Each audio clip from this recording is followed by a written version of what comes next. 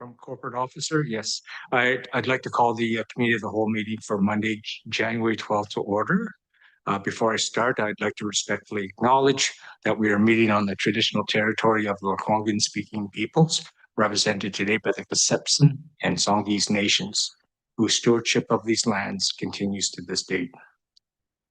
May I have a mover to adopt today's agenda? Mover and seconder, please. Thank you very much, Councillor Olson and Councillor Grove. And any discussion? Seeing none, I call the question. All those in favor? Any opposed? Seeing none, motion carries. May I have a mover and seconder to adopt the minutes of the December 8th, 2025 Committee of the Whole meeting minutes? Okay, thank you, Councillor Day and Councillor Olson. Are there any errors or omissions? Councillor Day. Thank you. I just noticed on reviewing the minutes that some residents had their name and some did not. Some didn't even have an address associated with them. So I just wanted to confirm if that was the resident's choice or an error in minute taking and that should be corrected. Corporate officer. Thank you, Councillor Day. We'll double check on that, but I believe that that information is because some residents do ask us not to include that information. Thank you. But I'll confirm. Okay, call the question. Any opposed? Seeing none, motion carries. Public participation. No written submissions have been submitted for the committee of the whole, either virtually or by letter. And at this point in time, I will invite members of the public. And I know, Ms. Parley, that you do want to speak, so I'll invite you up to the podium. Good afternoon, and thank you for allowing me to speak to you today. My name is Jennifer Parley, and I live on Cotlow Road. Before you is a copy of a proposal to start the Westshore Literacy Table, which would replace the former organization called Literacy Connection Westshore. The definition of literacy has evolved. The advisory team will be promoting initiatives to support adult, digital, family, financial, health, and workplace literacy. The nonprofit sector in today's social landscape is one that is rapidly expanding and evolving, while at the same time funding is becoming less available. A sustainable trend in nonprofit work is to start with a strong organizational structure and then follow your objectives. And that's what I want to do. I'm offering my time as a volunteer to set up this initiative using modern best practices in nonprofit management, and I'll support the first LOC as they integrate into their position.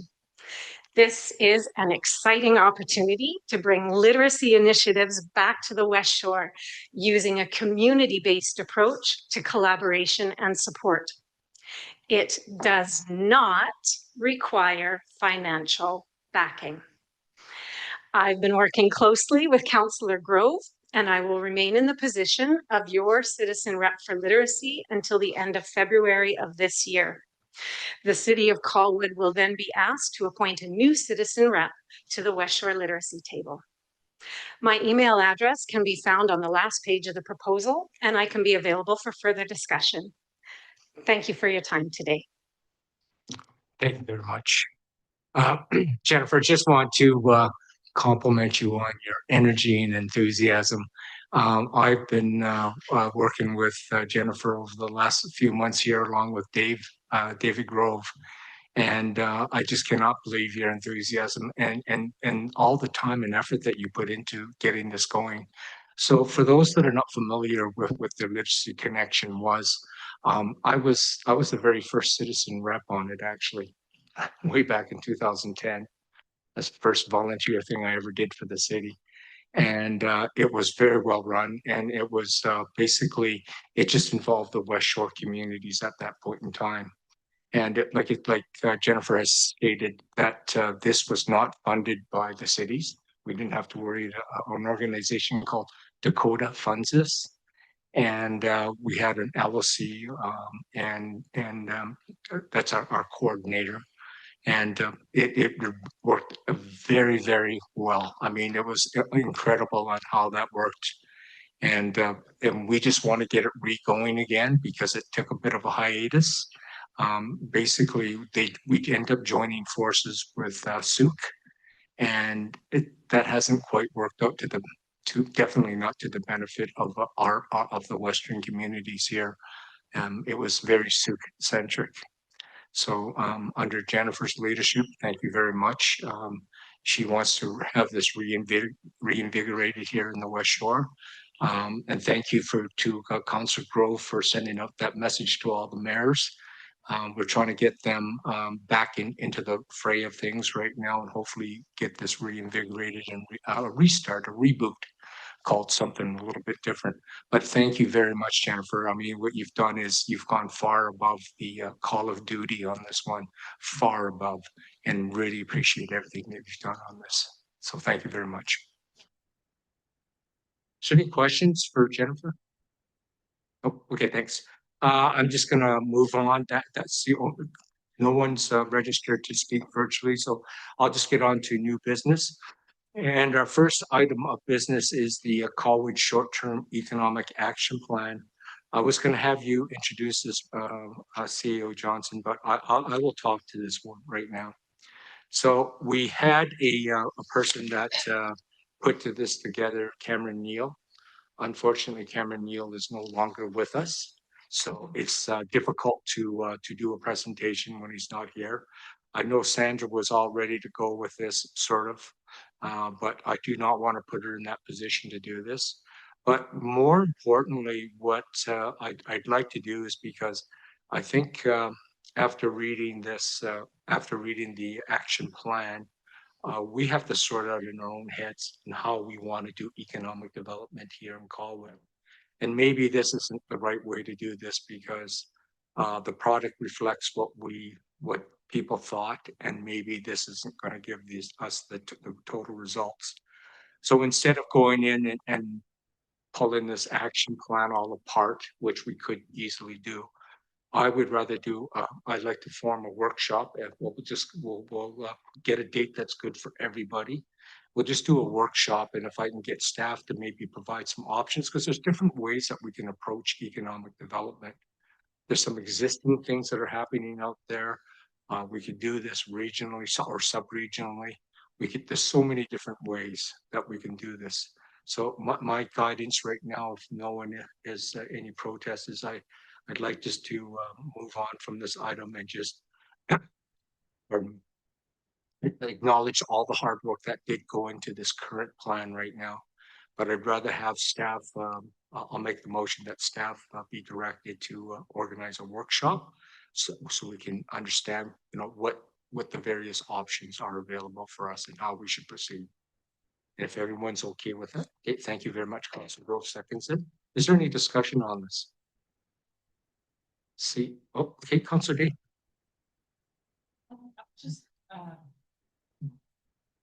I'll just add that I was prepared to speak to the things that I felt weren't a good fit within the action plan, but I'm happy to workshop this and put all of our heads together because it's not an easy thing to do, which is evidenced by the number of communities that are trying to do it. And I am aware of a number of roadblocks that we've run into in the past. So I think it's important that we take all considerations that we can forward and put them on the table and come up with something that's doable in the short term to try to move the needle. Thank you. Thanks very much. Okay, yeah, absolutely. Councilor Olson. Just a quick question directed to Mr. Mayor. Can you tell us when to anticipate that we might workshop this? Sooner rather than later. CEO Johnson. We'll find the dates, and understanding that this is an important component in the strategic plan, we'll make sure that it is an early date so that we can get council's feedback. So you'll give us a few options for dates? Okay, thank you. You'll get that from Jennifer. Okay, thank you. Okay, I'll call the question. Any opposed? Seeing none, motion carries unanimous. We'll move on to 5.2, which is the feedback on the Westshore Parks and Rec Society Facilities Master Plan. So what I understood, what we did last time, the action item was to have each of us to submit our own comments. I think we received 2, 3, and that's all. But I will let you take this over, Mr. Johnson. Our manager of planning, Mairi Bosomworth, has overview to provide to council, and we're here for your feedback today to make sure that this can be forwarded to the Westshore Parks and Recreation Committee for consideration for what they're looking at for their overall master plan.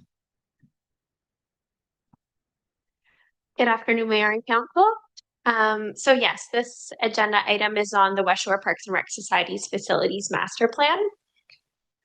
So the intent of this afternoon is to seek feedback from Council on the Facilities Master Plan. Staff will then take notes and consolidate all comments from Council and develop a letter that we'll send to Westshore Parks and Rec Society, signed by our board representative, Councillor Jansen.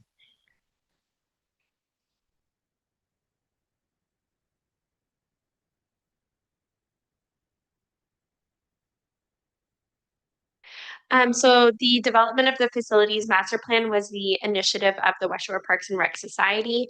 The development of the plan was in a 5-phase process. They're currently in phase 4, which is the draft master plan. So they're seeking feedback from all member municipalities, and then we'll work to finalize the plan.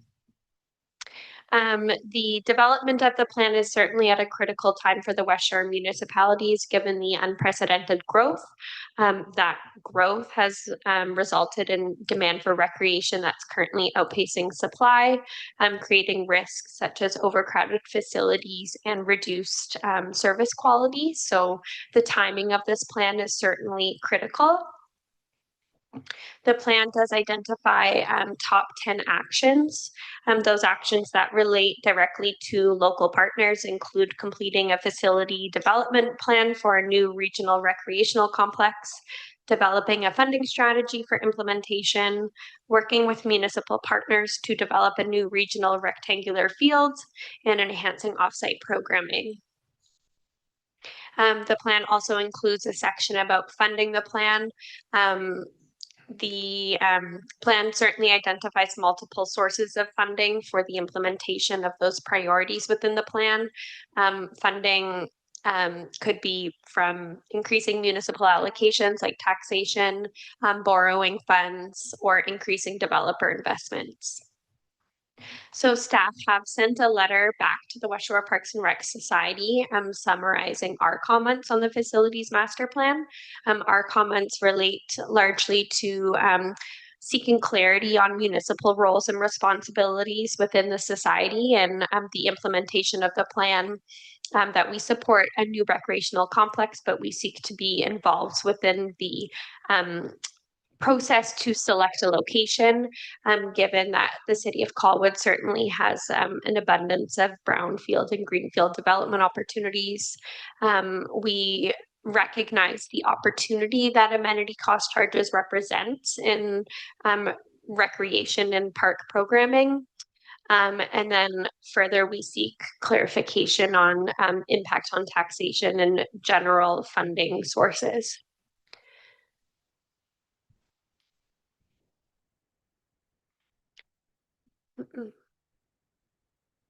And this slide is just a summary of council feedback that we have received. So we did receive a few letters in advance of the meeting today, which can be summarized above here.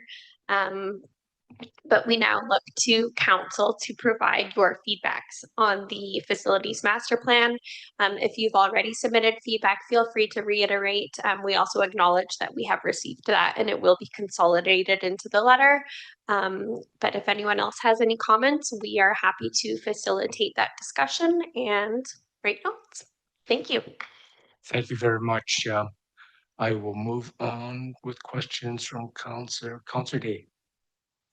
Thank you. I just didn't see it captured very well.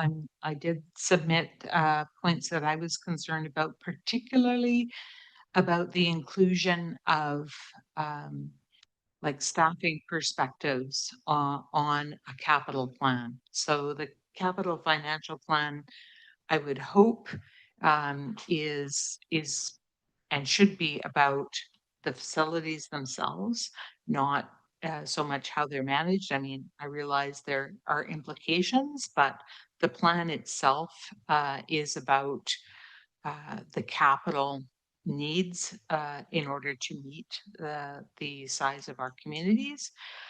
So that was really important to me that you know, how we staff the administration is really something that the board needs to work on. And I certainly don't mind being included, but adding that into the capital plan seemed inappropriate. There's a lot of safety issues that aren't really clarified in the plan. So access and meeting those accessibility standards is important, but also ensuring, because one of the things that happened when I was on the board was a lot of other areas being included in recreation. For example, the YMYWCA pool was brought in.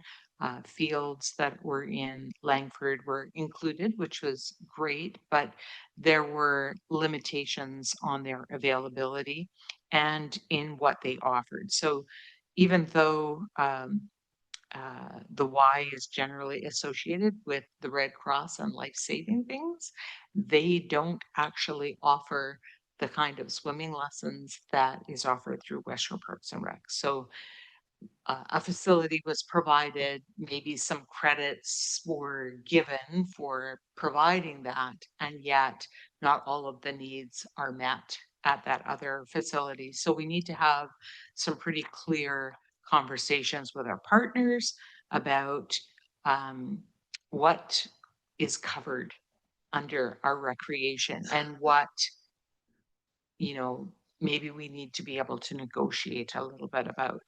And there is also inclusion of uh, going back to putting ice in the Juan de Fuca ice arena. And that had significant problems in the past with permafrost issues and heaving causing capital issues. So to see us just go back to doing that, I need a little more explanation of how is that possible? Why don't we still have that problem? Because we want to learn from our past mistakes, and it's no problem. Everybody makes mistakes, but we need to make sure we don't forget. Um, so it just seemed that and also any potential of adding new services into Westshore Parks and Rec, whether it was affordable housing or daycare, it has to have some evaluation, I feel, to merit the use of space. Not that it doesn't merit it, but within Westshore Parks and Rec, is it appropriate? Does it fit? Is it displacing something else? Make sure that we're meeting all of the users' needs, not just some. Thanks. Thank you very much. Councillor Day, Councillor Jensen. Thank you, Your Worship, and thank you to staff, and thank you, Councillor Day, for your comments. This plan is intended to function as a bit of a roadmap for the future as far as what is needed and when, and help the board establish a timeline for when this is, you know, as we take these steps forward for each suggestion as far as an improvement or an added amenity. This has been a long and involved process, and by no means is this done. Right now, it's back with the contractor for revisions from board level suggestions. So now is the time for us to register our input. And in fact, There's a meeting later this week, and it's on the agenda once again. So in speaking with the chief administrator, Mr. Brown, they are awaiting our feedback. We're kind of the last as far as the cities go, but as well, it's been reiterated all the way along by the contractor that they'll accept input at any time from anybody and anywhere. And they've left the door open to user groups and staff and the public. So it's a very much an ongoing process. Now we are looking to refine it to get closer to the end product, which is why, you know, I would like to get this off of our plate and out the door. So that's a few of my thoughts, but interesting about the staffing plan. I'll take that to the board meeting this week, Councillor Day. That's interesting. Year-round ice. Year-round ice gets discussed quite regularly at the board level now.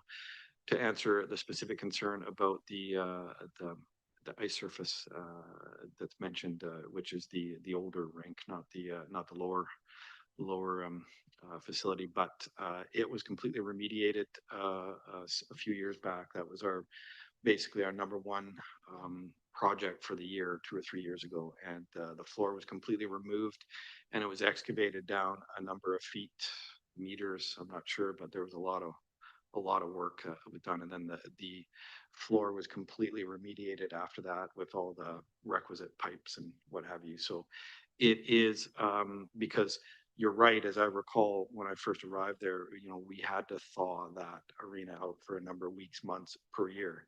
Apparently we're past that now, and the need for ice, as we all know, is great. And so now that's not the only factor. The other factor, of course, is loss of floor time for the lacrosse user group, which is always looking for space as well. So by no means is it a done deal, but it's an ongoing discussion. We're going to see if, you know, what we can do in this coming year. We need to get this plan across the finish line because, you know, there's a lot of focus on funding.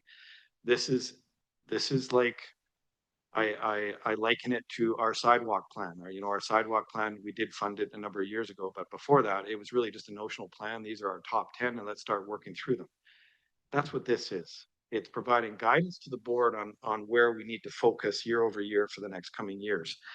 And we need that focus, and we want that feedback, and we want it to be granular. One of the complaints from the board, or suggestions from the board, was a little more granularity, the who, what, where, and then the when. Like, give us a timeline on when we should be thinking about this based on projections for residents and what have you. So it's interesting. And then as far as core service delivery, I made a note here, Councillor Day. This board is quite focused on core service delivery, and we often have the discussion.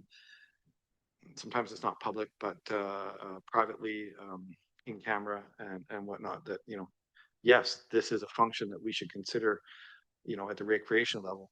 No, this service is delivered by others. And I think one of the most recent examples of that is, you know, what do we do to provide services to the unhoused residents in our community? And the answer is we do allow showers and whatnot. You do have to pay a small fee, and you go and you have access to the shower. So there is some, you know, access, but the reality is we can't be everything to all people, and we are there for recreation, period. And there's all sorts of programs for those families that are less able to put their kids in sports. We have funding for that. So there's all sorts of, those are a few of my thoughts. I would like to get this across the finish line as far as a letter out, and the board is speaking to this on Thursday evening, and I would like to see it brought to a conclusion. But again, whether we send a letter today or not, I'm hoping that we do, or in the coming week, that does not close the door. You're welcome to send thoughts at any moment to me, to Grant Brown, to other staff members, senior staff members, you know, and we'll get the message to the provider, the service provider. Thank you, Mr. Mayor. Thank you very much. Councillor Torgerson. Thank you, Mayor. I just a little bit out of scope, but worth mentioning, I think, is that many residents, I think, perceive Westshore Parks and Rec facilities and service models as largely unchanged from several decades ago. So it's not a criticism to staff or operations, but rather I think it reflects the governance and funding model under which it operates or has operated. The organization historically focuses on maintaining and maximizing use of aging assets within constrained capital envelopes rather than being empowered or, for resources to fundamentally reimagine facilities. So the site just seems to look the same. And it's, I think, just from outside, a lot of people think that there's a lot of potential on the site that could be done and just even just on that site. So I'm just hoping that that transformation can happen with this new plan. Thank you. Councillor Grove. Thank you, Mr. Mayor. The plan is huge indeed. The facility is incredibly comprehensive, and I think that the pointing toward the need for more facility implies that we need more models of funding. What's needed? What kind of numbers? What are we looking at here? They're big, I know, and I found interesting the submission by the chair, Councillor Mairi from Langford, informative, and speaks to a large degree to what I was concerned about, of having the model consider how, once it's regional, how does that all run? How does that work? It's already a complex structure with a lot of different elements to it. And I'd like to see some emphasis on the funding models and what the numbers are, what we're looking for. We talk about the number associated with the RCMP building, with the Public Works building, the kind of budgets that we're looking at. It would be nice, like your sidewalk plan. There was eventually there was a number affiliated with it. So there's no numbers here, just the need for more facility. And it's a bit heart rending or sort of soul crushing when you look at what the demand seems to be just around the corner, because we're so much at capacity and so many different elements. I liked the general nature of it, the inclusiveness of it. The program is amazing. I can't believe the stuff that's going on over there, the amount of programming, the number of people participating, all of that was really powerful to me. And we are fortunate to have that facility. However, as we include other elements around the region, if it were to be made a regional facility and seen that way, how does that get governed? It's all these different elements. I don't see the details there in any particular, there's reference to it. So I'd just like to see more detail, that's all. I guess it's coming. I don't know if you want to, yeah, Dean, thanks. Councillor Jensen. Yeah, thank you. We do have lots of governance discussions at the board level. I can tell you what is not on the table. And that is back to the version of the yesteryear where we had a board that was like 24 people, 12, 15 people. It was too cumbersome and the governance lapsed. So the feelings of the chief administrator and this current board is that we are right sized for, the current service delivery.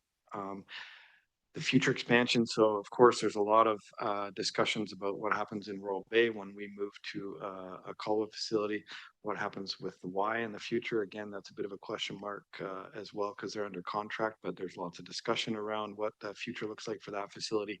Then on top of that, there is the off-site delivery of some childcare. Sorry, there's that facility that's the old Langford City Hall. And there's a movement now to reconstruct that Langford building a new facility near the City Gate Park there, and then they would reclaim that property. But so there's a lot of moving parts, and I would say that the governance of what's there today may not be what's there, over the next decade. But we are satisfied currently with the new ownership agreement. We are satisfied with the composition of the board. And the subcommittees. There's only a couple of subcommittees, so it's not overly burdensome. So we don't feel the need to expand the board complement yet. Whether that comes in the future and there's greater representation, maybe based on size of population, I'm not sure. And we'll have to table that for future versions of the board. But again, we are live to that, and that has come up. And in fact, the contractor, I believe, has said that we're functioning well for where we're at today and for the coming years. Thank you. Thank you very much. Councillor Olson. Thank you, Mr. Mayor. Just a quick question for staff. I'm just curious, this letter dated November 19th, does it encompass all of the feedback to date from council and staff considerations as well. I'm just wondering if anything has come in after that. And if we do move forward with sending a letter, is this the letter that will be sent? So that letter that you're referencing is feedback from staff only, and that has been sent to the West Shore Parks and Rec Society, and we have not sent any feedback from council. Yeah, go ahead. Sorry. Sorry. Thank you for that clarity. So the consolidated council feedback, that is everything that this council has submitted thus far. Yes, that's correct. Ahead of this meeting. So, and that has not been sent to the West Shore Parks and Rec Society. Okay, so we anticipate to see another letter being drafted then, potentially. So we were going to leave that to council to decide. Staff are happy to develop a letter based on the feedback that you discussed this afternoon. And then Councillor Dean Jansen can review that letter and sign it, and we can send it to West Shore Parks and Rec, or we can draft the letter and bring it back to council for approval. Okay, thank you. Okay, thank you. I think that makes sense to me, but I'll leave that with Councillor Jansen. I'll speak before you go over there. So my comments, as I want to reiterate again, is that I try to look at this from a 40,000 foot level. And because there's so many rabbit holes that I could have went down, and I don't even have the expertise to, you know, to say what I knew what I was talking about. But there's 4 issues to me right now. It's prioritization, because what they've done is they've said, okay, here's everything that we have, but it's not prioritized. Do you know what I mean? Like, we can't spend all. So what's the priorities? So tell us, the experts, you know, based on, you know, the demographics and what we need as a community. So prioritize. So that's number 1. The second thing is governance right now. And thank you, Councillor Jensen, you did cover that you're happy with it right now. But I think whatever governance model we use, it has to be political proof. Do you know what I mean by that? Okay, so that it's not, in my eyes. The third thing, again, from a 40,000 foot level, is the schedule, the timeline. Like, that's what's missing really badly here. Like, you know, I think someone mentioned that already. By year X, 5 years, we need this. By year 10 year, we need this and this. You know, on and on and on like this. That's not covered very well.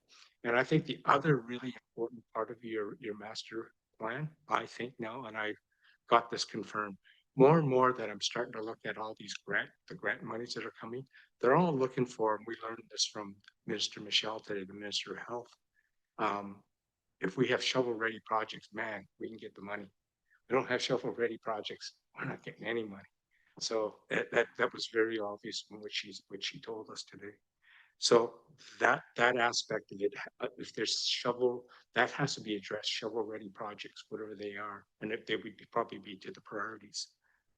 And the last thing I just want to say is that, I mean, it's a great report, right? The plan is good, but I can tell you right now, the first 39 pages, I almost died because I had to get through it. I mean, it was hard. You know, the meat of it is the last 32 pages. That's the real master plan. And I hope they can focus on that, because that other stuff is just air to me. That's my opinion. But, you know, let's get to the meat and potatoes. I mean, they've got basically over almost an 80-page master plan. And most of it is just, yeah, we did a SWOT and blah, blah, blah, blah, blah, blah, blah. Yeah, I don't care. You did a SWOT. Thank you. You're the experts. And these are the findings. But so that's all my comments are. That's really from a 40,000 foot level. So on that note, Councillor Jensen and then Councillor Day. This will be the last time I speak to this, I promise. But the reality is, I'll make a couple of suggestions. Let's not get bogged down on the drafting of a letter.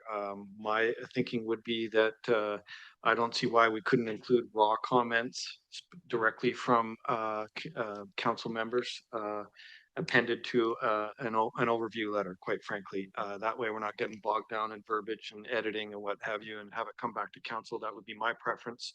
And then the other thing I was going to say, the board has asked for more granularity, as I said. So the next version, we're hoping for a little bit more of a roadmap. Tell us, what do we need to focus on in 2027?